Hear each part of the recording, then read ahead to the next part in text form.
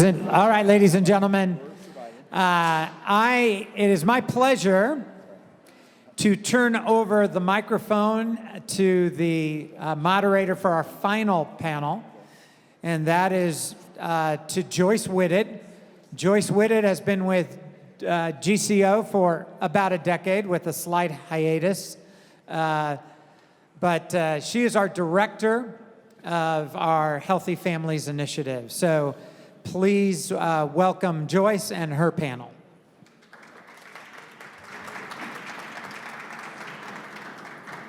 Hello, everyone. Have you noticed a theme throughout the day? Hope, solutions. We need that, right? Collaboration. You are about to hear from the best panel ever. Not to slight the others, but it's about family, right? Family is so close to our heart. And so we're going to be talking about some current research and also some interventions, and it's going to be great. So sit tight. We're going to have a good time with this, and we're going to go ahead and get started. Before I go any further, I want to introduce you to the individuals on a panel. We have Aaron Norman with Heart Plus Mind Strategies. We have Superior Court Judge Brian Amaro from Henry County. We have Brad Wilcox from the National Marriage Project. And we have Julie Baumgartner with First Things First. So let's get started. So Aaron, can you tell me about your role, Heart Mind Strategies, and also a little bit about the project that you're working on for us on the question of intergenerational poverty? Sure. So I'm with a firm called Heart and Mind Strategies. We're a market research consultancy. And while the firm, probably about 85% of the work we do is in the corporate world, I am lucky enough to be on the small team that deals with nonprofits and public policy focused organizations. So a lot of what I do is primary research to identify key audiences for groups, understand them with a little bit more depth, develop messaging, test communications, so that groups that are working on issues like poverty know the right way to reach out to the people that they're trying to reach and how to talk to them. Recently, starting earlier this year, we've been working with GCO on a project on intergenerational poverty where kind of the thought process around this was so much about our poverty policy and solutions is prescriptive. People that aren't living in that situation, saying this is what you need, this is what's going to solve things.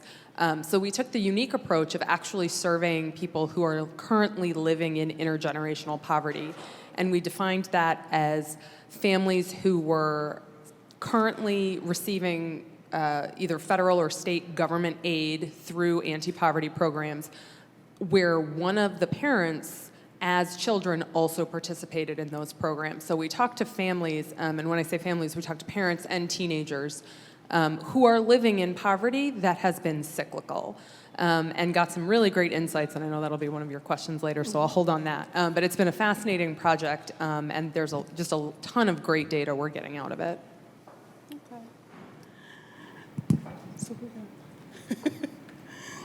Thank you.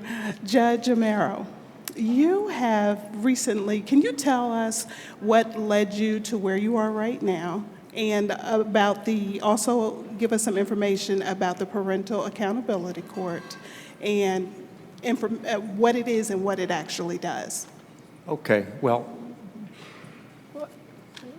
my name is Brian Amaro. I'm a Superior Court judge in Henry County, Georgia, which is just south of the airport. I don't know how many of you are familiar with the south suburban area of the city, but that's from where I hail.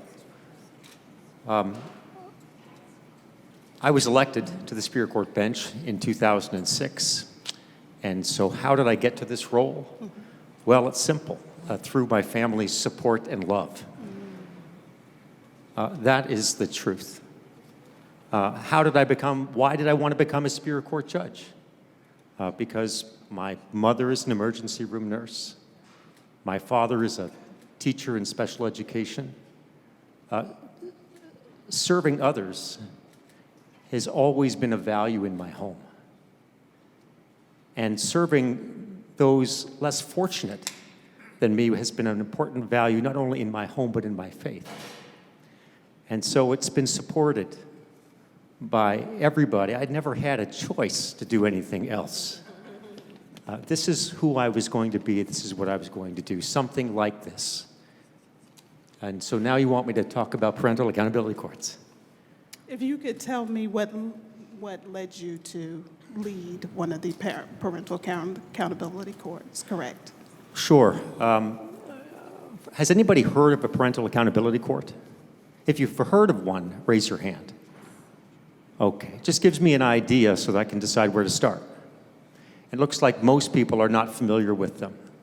Most people are aware of the fact that are familiar with child support orders, true? Is there anybody who's not familiar with the fact that people are subject to child support orders? All right. So what happens in Superior Court when you don't pay your child support is you come before the judge. And there's a couple of issues. The first is, are you behind? Well, you wouldn't be there if you were not behind. And the second issue is, are you willfully not paying your child support? If you have the money in your pocket and you're refusing to give it over, you're in willful contempt of court. And the traditional remedy for that is incarceration. Now, if you pay the money, you don't have to go to jail. But if you are deliberately choosing through hate and malice not to give that money over, well, then maybe jail is where you belong. But there's another category of people that come before the Superior Court who are subject to these orders, and they are not those that are hateful and spiteful and not wanting to part with their money, not wanting to support their children. These are people who've given up hope, to go back to that word again. There are people who are living in their mother's basement. They're living with their girlfriend, taking care of their girlfriend's kids while they stay at home and try to avoid thinking about their other obligations. So when these folks come into court, what happens? I ask them, are you behind? And they say yes. I ask them, why haven't you paid? And they say, oh, I don't know. You see this sort of desperation, this giving up. And the only choice that I had traditionally in Superior Court was to incarcerate this person. Because if you're not doing everything you can do to support your child, the law has treated it the same as if you had the money in your pocket and you weren't giving it over. And so the remedy is to incarcerate you in the same way as they incarcerate that other category of person. And I thought to myself, after sending 10 more people than I can count through the system and into the local jail, that this is just a lose-lose-lose scenario. Basically what happens is I put the father in jail, and he stays there for 30 days. He becomes less stable. He's certainly not paying support while he's in jail. And so his situation is becoming worse. I look at the mother in this situation, and let's be honest here, it's mostly the men who are not making the payments. I'm not being sexist, this is just the way it is. I look at the mother's situation during that 30 days. Has her situation improved? No. She's not getting any money. Her chances of getting money have decreased. And she's having to deal with a child who doesn't understand why dad is in jail, and a child who might think that he or she is responsible for dad being in jail. Now let's talk about the county. The county is paying for this incarceration. It costs $1,500 to incarcerate somebody for 30 days. County loses, father loses, mother loses, child loses. Is there any visitation going on during this period of time? No. So this is when I started looking around and thinking we needed to do something different. I'm a drug court judge. So how many of you heard of accountability courts? Okay, a lot of people. And I kept thinking to myself, why is it that I don't have some sort of a probation option here in the child support arena? And so what I did is I talked to the people at the Department of Human Services. They assigned me a caseworker, and we started to make a deal with these fathers. And the deal was this. If you work with this case manager to overcome the obstacles to your employment, to getting employment, keeping employment, if you will do this, then you won't be incarcerated. But if you don't do this, then you will. That caseworker helped tremendously, and I could go on and on and on, but I won't. Let me just say that the results have been phenomenal. And I guess we can talk more about that later on. We're going to come right back to you. We will definitely come back to you. So, Brad, you are one of the leading researchers, all about marriage and family health. Can you tell us what brought you to that background, like what your background is like and where your research is currently leading you? Sure. I was raised by a single mother, and I think it was really in college at the University of Virginia that I began to think about the role that dads, kind of in a more formal way, played in the lives of their kids, and also about the ways in which marriage is typically the best way to connect dads to their kids. So that was sort of my personal experience growing up, in sort of the absence of a father, the absence of, two married parents, kind of then motivated me to kind of look at this in a more intellectual light as first a college student, then later on as a graduate student. And in terms of what I wanted to say here today, kind of beyond just speaking briefly about my own personal background, is to sort of underline the ways in which what's sort of happening in our families has a lot to do with opportunity here in Georgia. And of course, that's an appropriate topic given the sponsor of today's event, the Georgia Center for Opportunity. And I'm going to do this quickly by just mentioning some research that's been done by Raj Chetty, who is an economics professor at Harvard and one of the nation's leading scholars when it comes to sort of the health of the American dream. And he's put together some data on both on counties and on now neighborhoods that are more likely to promote opportunity for poor kids across this country. And so I took his data with some colleagues and looked at how that was linked to family structure in neighborhoods across the U.S. And what this slide up here is telling us, basically, is that kids who are coming from more sort of single-parent, sort of dominated neighborhoods, on the right of this particular figure up before you on both sides of this room, are much more likely to kind of remain at the same level as adults, kind of financially, as they were raised in. So these are all kids who are kind of raised around the 25th percentile as kids in terms of their income. And if most of their households, their families in their neighborhood were headed by single parents, they typically kind of stay at that level as they hit their 30s. By contrast, if kids are growing up relatively poor, but are surrounded by two-parent families, and that's sort of on the left side of this particular figure, they're much more likely to kind of land in the middle class as 30-somethings in terms of their family income. So this is kind of just giving you kind of a visual sense of how there's a connection, a link between what's happening, not just in our own families, but in the families around us, within our neighborhoods, and where our kids land as adults. And when we kind of looked at this issue in a more sophisticated statistical way, we found that actually the top predictor for mobility for poor kids in America was not poverty, was not race, was not education in the neighborhood, but it was actually family structure. So just kind of one important indicator of the way in which what's sort of happening in our families has a lot to do with sort of opportunity in the country as a whole, but also, of course, here in Georgia as well. We've also been thinking a lot today in our public culture about kind of, and this is appropriate since I'm sitting next to a judge, about incarceration and about what are the kinds of factors that are more likely to either protect, especially boys, from ending up incarcerated, or are more likely to sort of fuel incarceration or put them on a path towards being incarcerated. And again, looking at kind of these neighborhood factors, what we discovered with this new data is that boys who are more likely to be surrounded by single-parent families, at the right here, in this sort of purple color, are more likely to end up being incarcerated as adults, whereas boys who are, these are all poor boys, again, who are surrounded more by two-parent families on the left are almost half as likely to end up incarcerated. Again, this is looking just at their neighborhood characteristics. So what this is suggesting to us is that, again, kind of being surrounded by, say, lots of married families, lots of married dads, reduces the odds that a lower income boy will end up in prison or in jail by the time he's sort of hitting his 30s. And by contrast, having very few married dads in the mix around one's neighborhood increases that risk. So that's sort of a quick sense of the diagnostic story here in terms of how is family linked both to opportunity and to another key issue today facing us, and that's incarceration.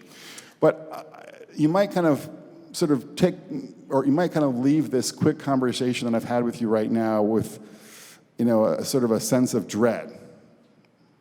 And that would be because I think a lot of us have this idea that sort of the family is in trouble, that marriage is in decline. But I want to kind of just leave my quick sort of empirical conversation today with sort of two more positive notes for us that I think could give us a measure of hope about this issue of family and opportunity here in America. So the first point that I want to make here in terms of talking about some more hopeful trends, I think, is that sort of the long increase in non-marital childbearing in America that began really in the 1960s actually has come to, at least right now, a close. And so starting in the Great Recession, we've seen actually a downturn in the share of kids who are being born outside of marriage. And what's, particularly both interesting and important here is that downturn is particularly, salient for African Americans, as these three different lines here suggest up in front of you. So again, what this is telling us is that practically we're seeing a slight increase in the share of kids who are being born in marriage, and that turn is a little bit more noteworthy for African Americans than it is for other kids. And I think this is sort of a sign that maybe we're heading in a better direction on this particular outcome. And then when you think not about kind of the entry point for kids, but sort of oftentimes an exit point, you think about divorce as another kind of key indicator to be thinking about. And since the Great Recession, we've seen divorce come down by about 18% in the US. And really even since sort of the height of the divorce revolution around 1981, we've seen divorce fall by more than 20%. So this slide here gives you kind of a sense of sort of the trends for divorce since the Great Recession. But the bottom line here really is that for folks who are getting married today, it looks like your risk of divorce is not 1 in 2. It's closer, which would be about 50% risk of divorce. It's closer to about 39%. So what I'm telling you here is that most couples today who are marrying are going to make it, and that means that most kids who are being raised in married households are going to be living with their parents across the duration of their childhood. So again, these are 2 points of good news to sort of think about and stress as we try to connect sort of what's happening in our families to sort of the state of opportunity both in the country also and here in Georgia today. Thank you so much for that, Brad. Julie, I've known you for over 10 years, and I know you've been doing this for like 20 plus. And so you are, in your organization, First Things First, you're equipping couples, strengthening families. Can you tell us a little bit about that work, what you're doing there? How did you even come into that? And some of the work so people can understand what First Things First is. Sure. I'm actually a counselor by training and experienced the divorce of my parents at 18. I went from being in a home where I was a daddy's girl to not speaking to my father for 14 years because he just left. And I had already decided that I wanted to be a counselor. I became a counselor, worked with young people at a wilderness treatment center, many of whom came from families of means, except for their parents were too busy to spend time with them. So they gave them everything they wanted, but the very thing they wanted the most, time with their parents, they didn't get. As a counselor, I worked with a lot of couples whose marriages were in the ditch, but perfectly salvageable. And I watched them throw in the towel because they weren't willing to work on getting out of the ditch. So First Things First started with 5 businessmen in the Chattanooga area who were looking at a revitalization that had taken place in our community. We looked beautiful on the surface, but they commissioned research looking at racial issues, education, crime, families, what's happening with us underneath the surface. And they found that we had a divorce rate 50% higher than the national average. We had 50% of the births in the city and 39% of the births in the county were out of wedlock. And in 95% of divorces, we know that within 5 years, the father is completely gone from the lives of his children. And so these men pulled together a group of community leaders and said, all of these issues will impact us as business people, having a ready-to-work workforce, educationally, having children show up to school ready to learn, and as a community, having healthy families. Do we want to just sit by and watch this trend continue, or do we want to do something? And everyone said, no, we do not want to sit by. So First Things First was born really as an experiment to see if we could change attitudes and behaviors when it comes to marriage and divorce, out-of-wedlock pregnancies, and fatherlessness. We were started in 1997. I should tell you that those 3 goals, they had to decrease divorce and out-of-wedlock pregnancies by 30% and to increase father involvement in the lives of their children by 30%, all in 3 years. That would be what Jim Collins refers to as a big, hairy, audacious goal.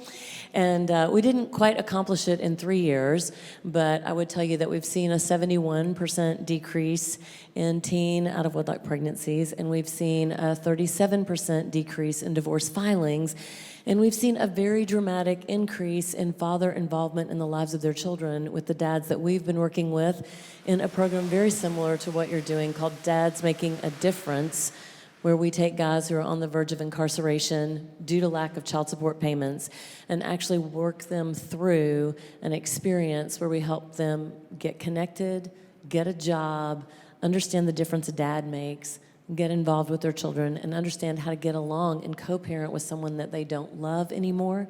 And we've had incredible success with that. We also have a class for couples who are in distress in their marriage. Some of them come in with divorce papers in hand. Others come in, they're just not doing well, and we have an 82% success rate with helping them to get back on track, and that's with an 8-hour class.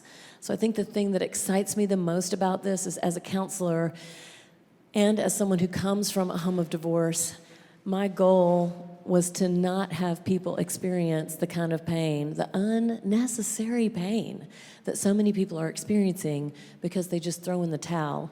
And what I know to be true is that everybody wants healthy relationships.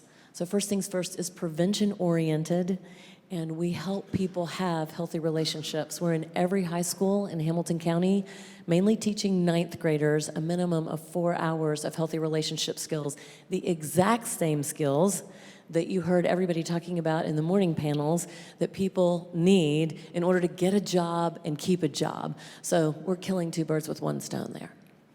Thank you so much for that. I want to go back to you, Aaron, because we've been talking about, I had an opportunity to read about the IGP project, which is, again, intergenerational poverty. And I wanted to find out some of your findings on that, key findings. Sure.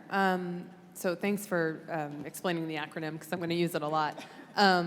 So kind of the overall findings we found, we talked to parents and teenagers, but we focused a lot on the teenagers, with one of our hypotheses being that, if we focus on the teen, we can build a foundation for value and the skills needed to have a healthy family moving forward.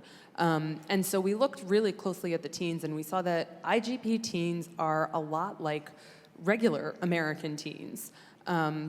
We actually asked a couple of our questions in a different survey among teenagers generally, so we had a comparison point. And so we can say that IGP teens are pretty much the same as your average American teenager, although they do have more adult concerns. Got my numbers here, about a quarter worry at least half of the time about their family being able to pay their bills. We've got people thinking a little bit more about work when you ask them to look towards the future. One of their concerns in planning for their education and their career is, will I make enough money to survive, which is not quite the blue sky dreaming that you see of teenagers from upper and middle class families. We saw that IGP teens are more likely compared to their parents to downplay how challenging certain things are. So we asked them a couple of dozen different things and asked them how important they are to long-term success and how challenging they believe those things will be to achieve. Teens in general think everything will be easier than their parents do, and so their parents have the benefit of experience to know that it's really easy to say, develop a good work ethic, but it's a lot harder to actually do it. Some specific challenges that the teens were downplaying: developing and being in a supportive family, developing a good work ethic, and finding external mentors, so people outside of the family to provide support. One of the other things that is striking in terms of the difference between the parents and teens, when you ask them what their dreams for the future are, 3/4 of them say, I want to have my dream job. I want to have the perfect job. When you ask the parents what they want for their children, the parents wanted a lot more intangibles. They wanted their kids to be happy. They wanted them to have a good work ethic, grit, determination, some of the things that we've been talking about today as some of those softer skills that are harder to teach. And so there in this was a lot of encouragement in that the parents, and again, so these are people living in intergenerational poverty, so the parents have been in poverty for 30, 40 years. They understand what is needed, but they don't have the right skills to transfer the importance or the actual skills to their children. And that's a place where kind of nonprofits and policy makers can step in and say, there's a recognition that these are skills that are needed. How do we provide people with the resources to make that happen? Okay, thank you. Judge Amaro, I wanted to come back to you because you kind of alluded to this a little bit when you were talking about the PAC, and again, I'm giving acronyms here, but Parental Accountability Court. Okay, so you talked a little bit about PAC, and you gave us some information on how it started. What does the success rate look like? You kind of alluded to it a little bit. Yeah, well, back when I started with this, which was 2011, 2012, we had a few judges in different jurisdictions who were trying different forms of this very same project, all kind of recognizing the need to make some changes. We had some that were using a drug court model, which I thought was overly intrusive. And we had some that were doing what I was doing, which was sort of more focused on job skills and overcoming some emotional issues and sadness and loss of hope. And but at the end of the day, once we as a group decided that we just need to tackle it, we can tackle it in a lot of different ways depending upon where we live and what our population looks like. Once we agreed to sort of disagree as to the model, it all of a sudden started to flourish. And now we have 42 judges and 40 out of the 49 judicial circuits who have parental accountability courts. And we have, I have some recent data, which is why I'm putting on my Walmart $1 glasses. And the data is that since fiscal year 2012, the Parental Accountability Court program has helped 4,758 non-custodial parents who are at risk of incarceration avoid jail time and provide much-needed support to 7,513 of Georgia's children. Program participants paid an estimated $5.3 million in support, and in return saved millions of dollars in incarceration costs to the county. So we are thrilled with the way that this program has developed, and now we, after all of these years, we started we found that we have a lot of similarity across the courts, which sort of just came through word of mouth. But in any event, those are the successes in the terms of the numbers. We have some individual successes too, but I can save that. Okay. We'll come back to you. And Julie, I want to ask you a question because you're doing something similar. Can you give us or share an experience of a success? Maybe can you share one with us? Yes. We had a young man who we met through the family homeless shelter where we teach parenting classes. And he came to us. He had three boys by three different moms and a little girl who's 4 years old that he had full custody of because the mother had passed away. And he was behind on his child support, so he was on the verge of going to jail, which was highly problematic on so many levels. Anyway, he intersected with us and came to Dad's Making a Difference. And while he was with Dad's Making a Difference, he was working part-time at a fast food restaurant. And he was also going to Chat State to get his CDL license so he could be a long-haul truck driver. All of this was happening in communication with the judge, with child support enforcement. Everybody was in the know. He graduated with his CDL. He graduated from Dad's Making a Difference, and he got a job with a long-haul trucking company in Kentucky. And the Thursday before he was supposed to head out on Monday to go for orientation in Kentucky, he got a letter in the mail saying that his driver's license had been revoked because of lack of child support payment. Hello? That was when I levitated. And I was like, oh, no. We have worked far too hard for this. So I called a senator, the person who heads up the program, called child support enforcement, and I just said, this is not happening. This is someone who's getting ready to be productive. They're going to have health care benefits. They're going to take care of their children. And what are we going to do? We're going to cut them off at the knees? No, it is not happening. By Monday, he had his driver's license reinstated. And he went to Kentucky. He went through orientation and came back home. And while he had been going through Dad's Making a Difference, we had been trying to get him an interview with our regional transport, CARTA. And they actually found him and interviewed him while he was home and gave him a job. That, I guarantee you, I mean, it's just a great example of how there's this cookie cutter system working in the background. And if he had not been connected to First Things First, it's easy to see how people just go, okay, I give up, throw in the towel, and walk away to what they've been doing because they just don't know how to get out. I'm pleased to tell you that he's doing really well. He started out walking 3.5 miles to work at 3 a.m. to get to the CARTA bus barn. We found out about that, and we worked with a bike store to help him get a bike to get to and from work because we knew a car he wasn't ready for because he couldn't make payments if it broke down, but he could do a bike, and he loved that, and he started crying when he got the new bike, but he's doing really well, and that excites me. Is that not a great story? That is wonderful. Thank you so much for sharing that. You know, I find sometimes in this business that we get confused about different things from the standpoint of family.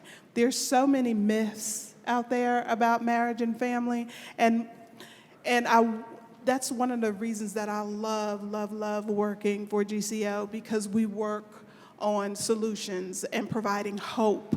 And so I really want to touch on, and I'm going to give it to you, Brad, and I hope this is not just throwing you out there a little bit. Can you share with us some of the marriage and family myths that are out there that you hear? Because I know you hear them as well. Right. That's a great question. I think that there are 3 myths that come to mind for me right now. The first is that, well, it's kind of what I call like the family diversity myth, and that is that all families are equal when it comes to sort of their success. Now, again, I was raised by a single mother, and many single moms do a fantastic job of raising their kids, and it's important to acknowledge that.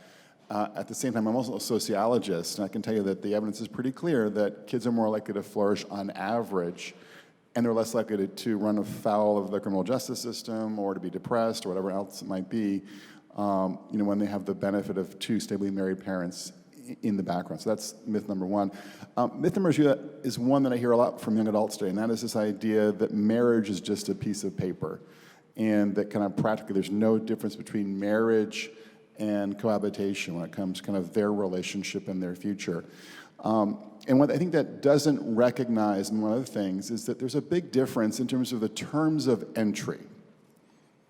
And the way that I would explain this is kind of think about it from this perspective. If you're walking down an apartment hallway on a Friday evening with a bunch of boxes in your hands, and moving your stuff with your partner on that Friday evening, there is no music in the air. There are no friends and family members kind of looking at you with an adoring glance, in their eyes. There's just, none of that. And of course, by contrast, if you're getting married, with a wedding, you often have, music, maybe religious ceremony. You're exchanging vows with your beloved, and you've got friends and family kind of there, for you and in your corner. And so that's just sort of one quick way of just sort of illustrating how different, actually, in reality, even today, marriage and cohabitation are. In terms of just the terms of entry are so different. And that then extends to big differences still today in both the quality and the stability of relationships for married Americans and for cohabiting Americans. There are big differences both in terms of the quality and stability of the relationship. So that's myth number two. And then myth number three is that goes back to my earlier point, and that is that a lot of folks think that the divorce rate is about 1 in 2, that about 50% of marriages will end in divorce today. And as I said, it's really come down pretty markedly in recent years. It's about, we think now, about 39%, not 50%. So those are my sort of 3 myths that I would mention about family life today.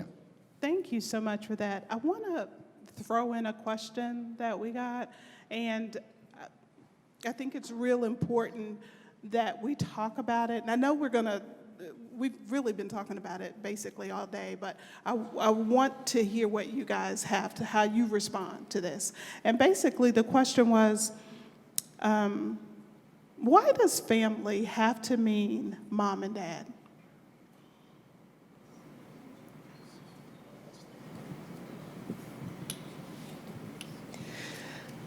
I'll jump in. Well, I think that we have based everything we do on research.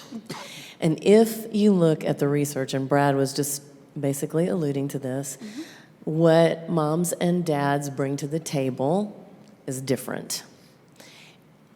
Overarchingly, women bring a very different, nurturing kind of loving parenting style to the table, and dads bring a whole different skill set. And I also had a single mom, and so my mom did a great job, but there's a limit to the energy of one parent.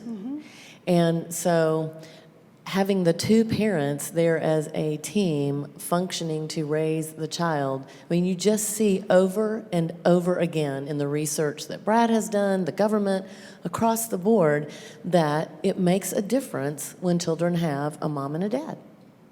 Thank you. Thank you so much.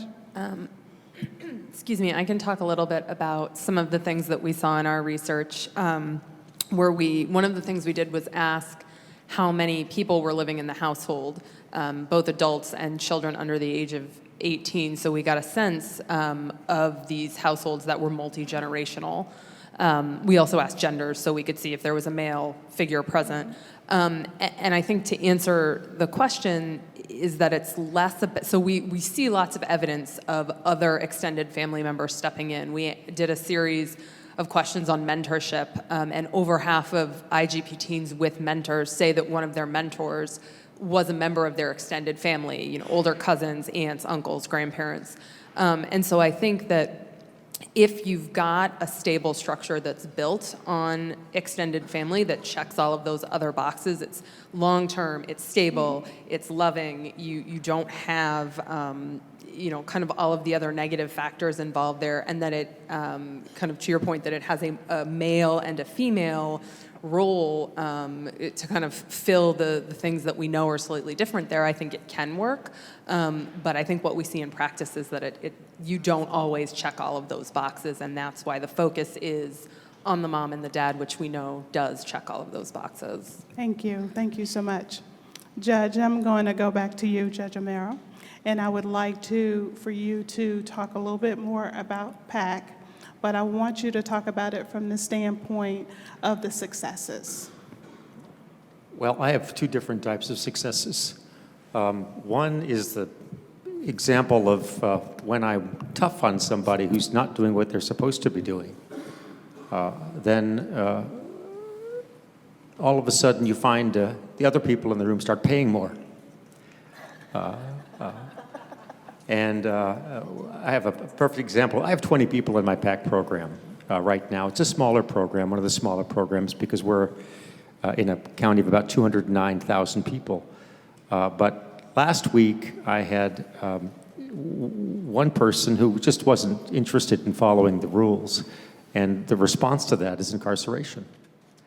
And one of the people who just got into the program, who I was explaining the program rules to, saw that he was being incarcerated and that we weren't kidding, and paid $17,000 and eliminated his arrearages, and as a result, graduated from the program because we don't have people in the program who aren't in arrears. So as far as I'm concerned, that's not, that's a success story. It's not the type of success story that you're used to hearing in this sort of an environment, but that is an absolute success story. A mother got $17,000 that day. And speaking of that day, we had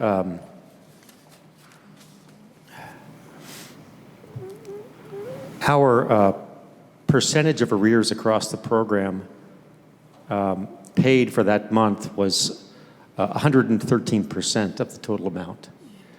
The percent of current support owed was over 200%. Why? Because of that big payment for the most part. But let's take that big payment out. Even without that big payment, from a group of people who were 2 years or more behind in their child support and who hadn't been working for more than a year, we're still getting 64% from that group of people. 64% exceeds the amount of money that you would see recovered ordinarily from a regular child support caseload. So we're exceeding the state averages from the most chronic non-payers of child support. So this is, again, it's more statistics, but it's important to know that providing a little bit of help to some people is all they need to really flourish. A little bit of help on the front end makes a big difference in the back end. And it's much less expensive as a system overall. I guess I'll end with one really great example. It didn't even come from my program, but because I was chair of our PAC court committee, I hear all the success stories. And our Chief Justice highlighted this person in his State of the Judiciary address this year in 2018, Chief Justice Hines. His name is John Cook, and John was 34 when he lost custody of his 3 children to the mother and became depressed, deeply depressed, lost his job, started to mask emotional pain with drinking. That spiraled into a DUI, spiraled into him losing his job and not paying child support for 2 years. And then he was offered the choice by Ann Harris, who's the chief or one of the Superior Court judges in Cobb County, to enter into the program, the PAC program, or go to jail. Well, he chose the program. And he met a case manager there that he worked with for 18 months to sort of help him address his drinking, help him address his choices, which I think is something that Dave DeRocher was talking about, addressing his choices, to thinking about his choices. And he he got to the point where the program manager got him a job. He was able to pay for his full amount of child support and a reasonable amount of arrearages from the moment he found that job, and he's never missed a payment since. He has been able to restore his relationship with his children. This is something that I think people really need to understand, is once the child support payments start to flow to the mom, all of a sudden access to the children increases. When the father, they're not really supposed to be connected, but they absolutely are. And I don't have a chart to say that, but it's true. And so what happened here is he started to consistently pay his child support. He reached out to the mother. Things thawed, things improved. Their relationship improved. As a result, it made the children have more access to the father. And John, at the end of the day, after a long period of estrangement, was able to, his eldest daughter asked him if he would buy a prom dress for her, and he said that he would, and she would FaceTime him when he was out, when she was out shopping. And he was just full. He was full of love in that moment. He was thrilled with the fact that this program, this case manager, this judge gave him this opportunity to become financially responsible, to restore his relationship with his daughter, improve his relationship with his ex-wife, and frankly, put drinking back in the box. So that's a real success story. I love that. Thank you so much. Here's a question that I would like all of you to answer. And basically it is, we have individuals, we have influencers, elected officials, we have all different types of individuals in the audience. And what I would like to know is, what are some of the things that you would recommend that they do, whether it's on the community level or policy level? What is it, are some of the things that they can do to push forward these types of solutions? What could they do in their own sphere of influence?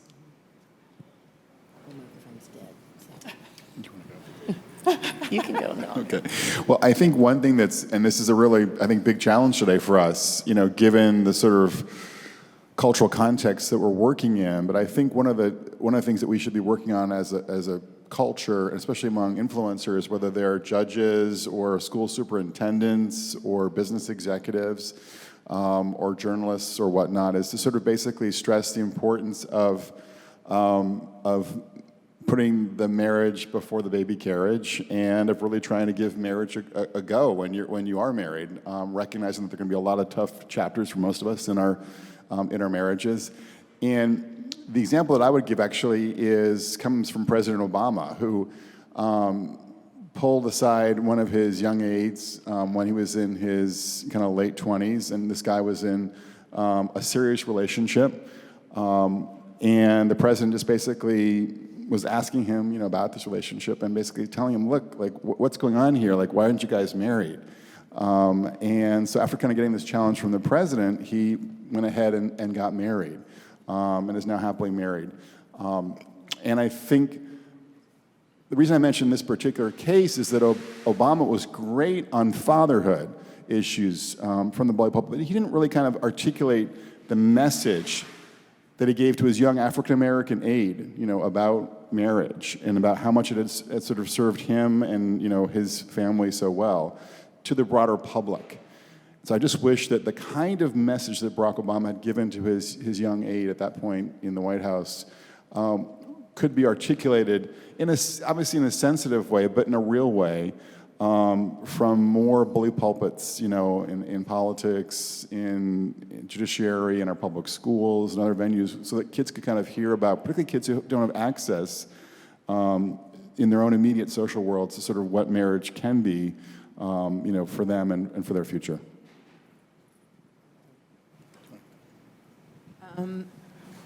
Sorry.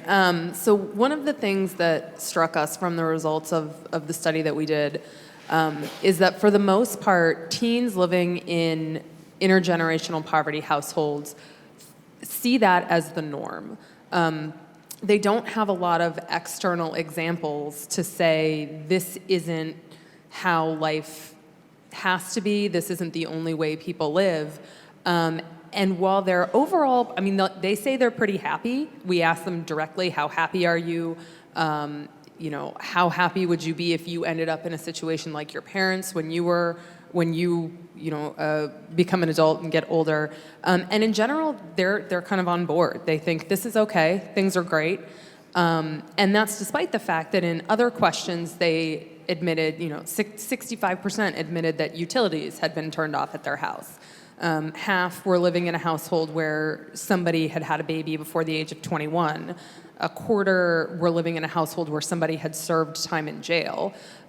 So I don't want to talk down to the population basically and say that is the life that they're living.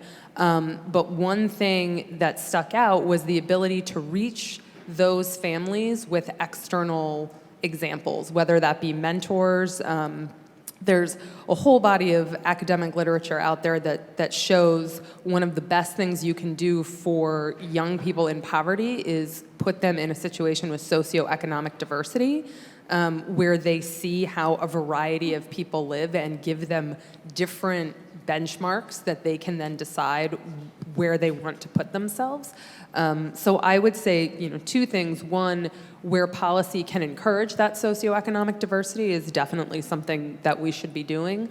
And also just continuing for nonprofits and where possible, local governments to encourage mentoring programs.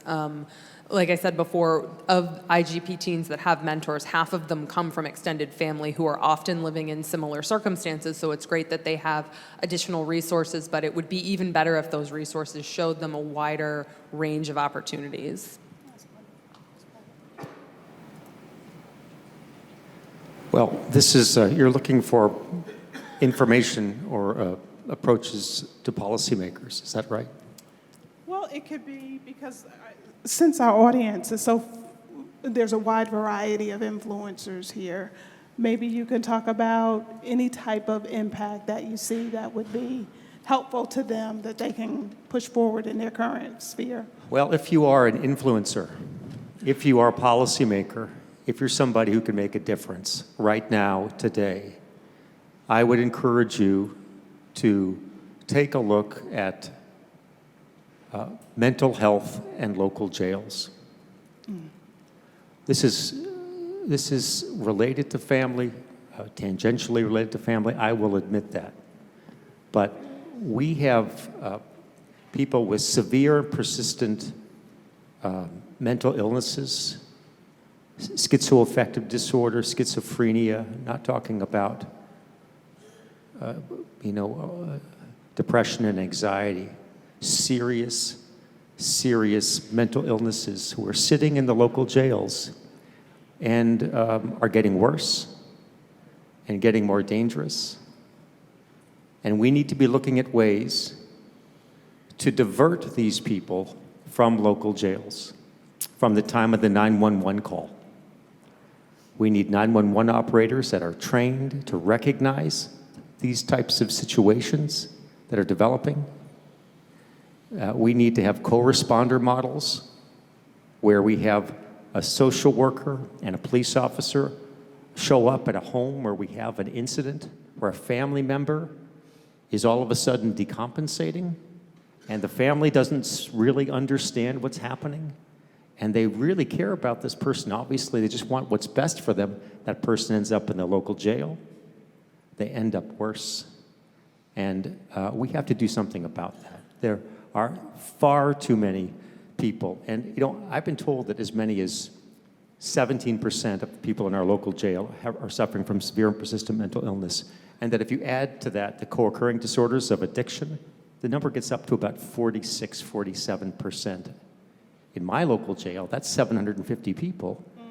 And if you start to look at the cost to the county that is associated with managing, and I promise to be very brief, but if you and I are charged with the same offense, and I have severe and persistent mental illness and you do not, I'm going to be in jail 2 to 3 times longer.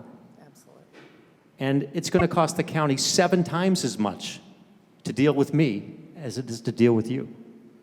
This is a real problem. It affects families, but it's really something, and if we can find a way to deal with them from the 911 call and get them back into the home and teach the family how better to manage these folks, then that's better than what we're seeing right now, and I would hope that you would consider taking a look at this issue in your community. Thank you. So I'd say two things. One, thinking about the fact that you lead from the seat that you're in. And so from a company perspective, schools, churches, wherever you are, you have the capacity to invite an entity in like Joyce's group, or First Things First, to teach healthy relationship skills in the workplace. And the thing that I love about that is that everything we teach in the workplace is transportable home. So when we're teaching about managing conflict or communicating more effectively or problem solving, we're teaching people things that they can take home and use with their spouse and their children. So it's kind of a backdoor entree, but still accomplishing the same purposes. So think about what you can do from the seat that you're in.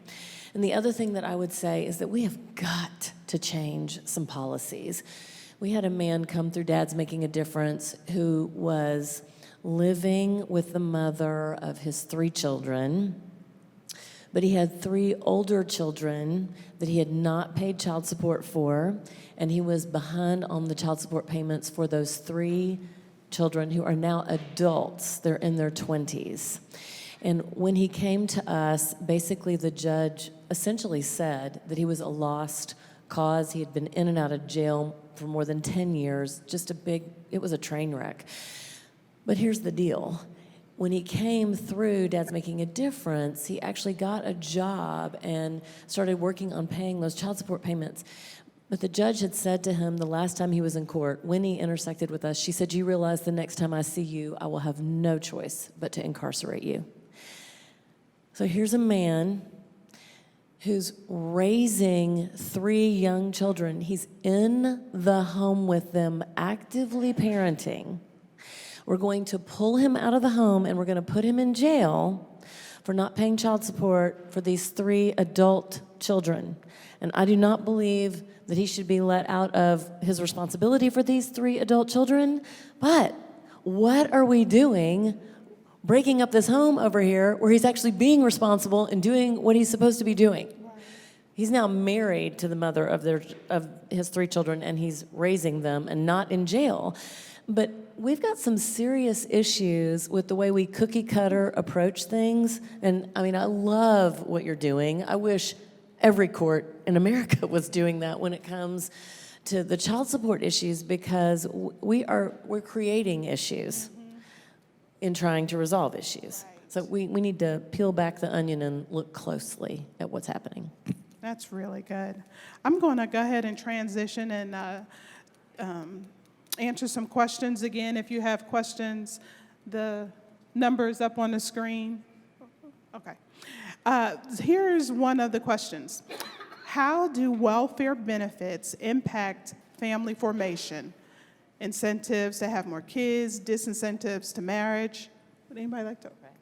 Yes, I've done some work on this with some colleagues, and what we're finding is that, interestingly enough, I think there may have been a day, maybe 30 years ago, when kind of marriage was kind of penalized by a program like, AFDC, cash welfare. But we've transitioned to a world where, because we've actually raised the thresholds for things like, food stamps and Medicaid, we're actually seeing that it's really working class couples in that sort of, they're just above poverty, but they're below the middle class, who are today more likely to face a marriage penalty. That is, if they're to kind of get married and present themselves to the system as a married couple with a married couple income, they won't qualify for Medicaid, they won't qualify for child care assistance, they won't qualify for food stamps, or the earned income tax credit, or for much smaller things. So for them, what they're often finding is it makes more sense to cohabit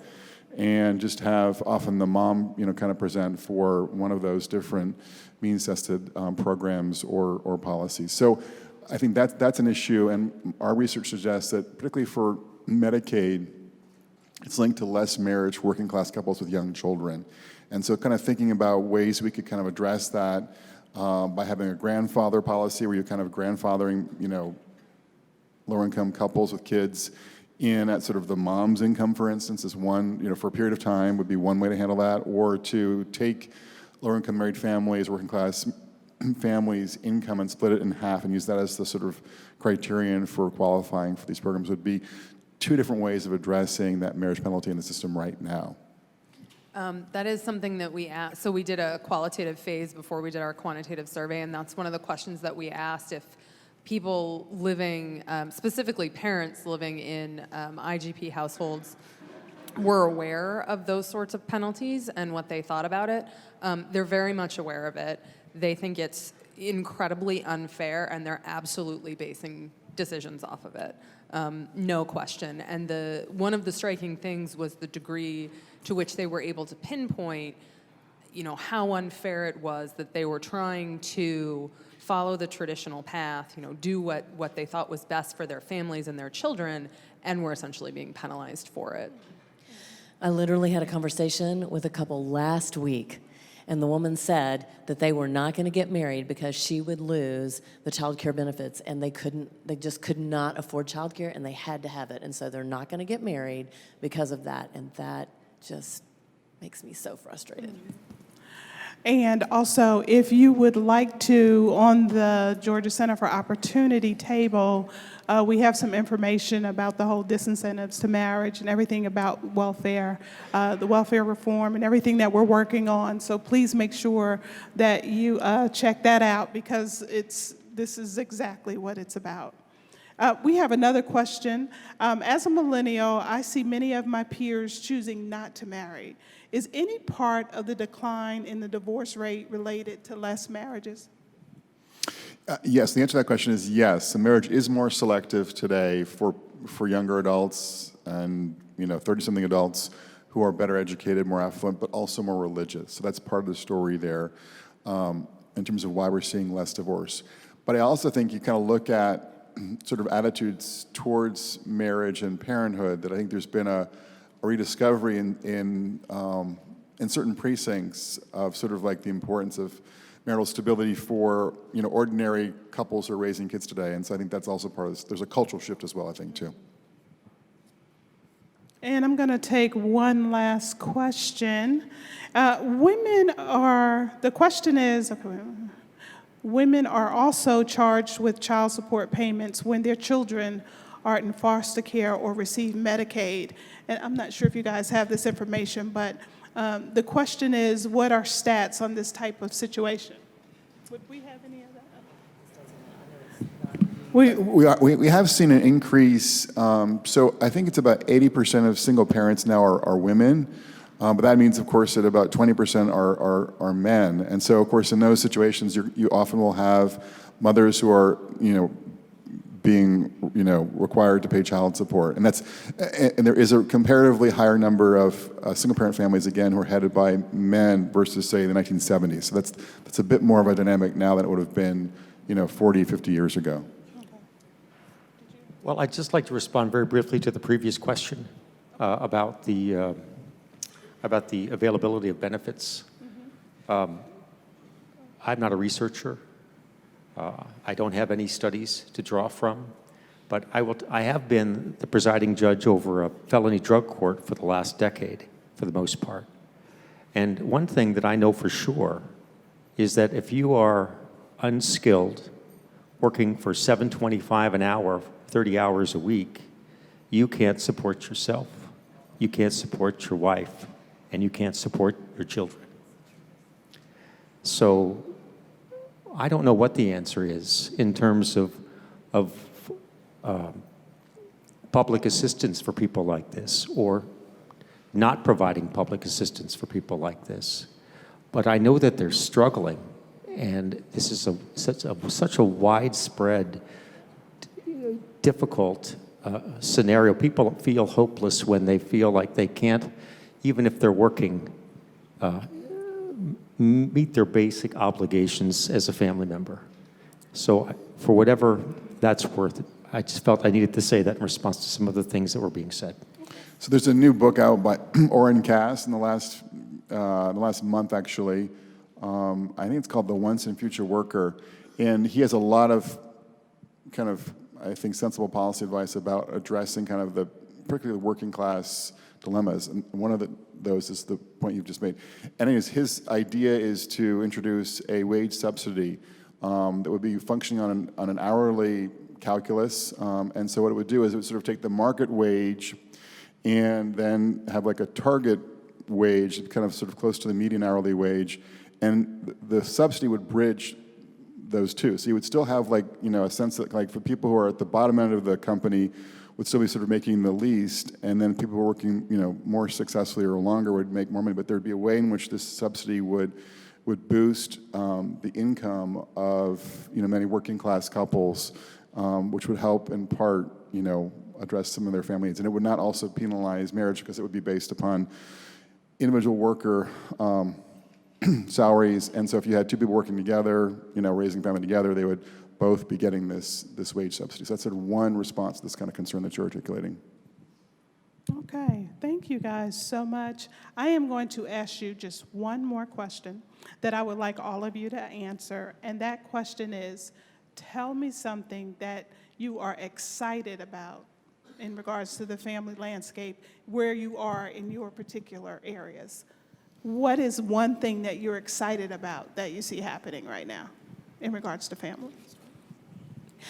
I think one thing that I'm excited about is we teach a class called Don't Date Naked, the college edition, at the University of Tennessee at Chattanooga campus.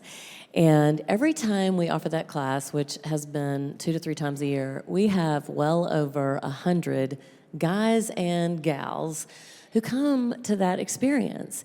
And so I think what we are seeing in both our premarital education, in the high school, in the college, is that while we may be seeing this decline in marriage, it is not because they're really not interested in it. I think they're very interested. They're timid about it and really concerned about, could I actually do this and do it well? Because my parents weren't so hot at it. But they very much want it. And that gives me a lot of hope that they would come, that they would spend the time with us, and they want to learn. So I think that all is not lost. We have a lot of young people who are very interested in, how do I make this work and do it well? I think one of the things that I find encouraging today is just what's sort of happening in the sciences around family structure and family stability for kids. We've obviously seen a pretty dramatic decline in family stability for kids in the last half century in the US. But even though so much has changed in our families, it still is the case that we keep coming up with one study after another kind of showing that our kids are more likely to flourish in an intact two-parent married family. And I think that eventually, the culture and the country and the public policies will kind of come around again to recognizing that and trying to figure out how we can kind of rebuild, for everyone, not just for the upper middle class in America, a stable two-parent family. And, I think just like sort of in some ways, this is a different lens, different partisan sort of angle here, but I think when it comes to sort of climate science, there's been a lot of denial about sort of what's happening in our climate, but I think it's pretty apparent now that something's happening, and so folks, I think, even on the right are being more open to that, and I think the same thing hopefully will happen on the left when it comes to sort of what's happening in family science. Well, again, I'm a Superior Court judge, and I preside over divorce and custody cases on a routine basis. It's 40-50% of what I do. And I'll tell you, the pain in those cases just there aren't words really to describe the pain and suffering that people are feeling in that environment. One of the things I'm very, happy and excited about in terms of family is is not so much related to family formation, like you guys are speaking of, but the fact that in my local bar, the attorneys who are doing the domestic work are doing whatever they can, it seems, these days, to try to work these cases out, to try to make sure that they're not making the family situation worse and more toxic.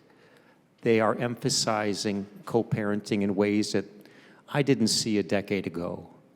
And so, I mean, it's not ideal. It's not lifting up a nuclear family in a perfect sense.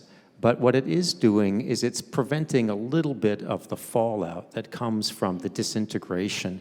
And when I see a little shift in culture like that, that makes me think that there's a child that is going to benefit tremendously from continuing good relationships, perhaps with both parents, and and has a real shot at having all of the benefits, perhaps, of a stable two-parent family. So, congratulations, domestic bar in Henry County. To go back to one of the things that you talked about at the beginning, I would say just the hope that we see, or that we saw in the study we did among teens living in intergenerational poverty, which we know are just some really tough situations. Those teenagers are more likely than their parents to place value on marriage, to place value on being married before having children, to still believe that any occupation or calling in life is available to them. They've got so much hope and optimism, even though they're in the middle of some really adverse conditions. And I think that's one of the things that I find most exciting, is that they're open to all of the help that we can provide, and so let's do that and help them kind of fulfill that optimism. Wow, I thought this was great. You guys were really great. And I want to answer that question too about something that I'm happy about. One of the things that I'm happy about is that all of you are on the case, that you're out there helping, strengthening families, whether it be through research, whether it be through your own interventions. I am so glad that you guys are out there doing all that. Along with that, I'm also glad that all of you are here, because you are experts as well, and you're experts in your own areas, on your own sphere of influence. And so I'm really happy about, and I'm about to tap into that in a couple of seconds, so just bear with me. Can we give our panelists a round of applause?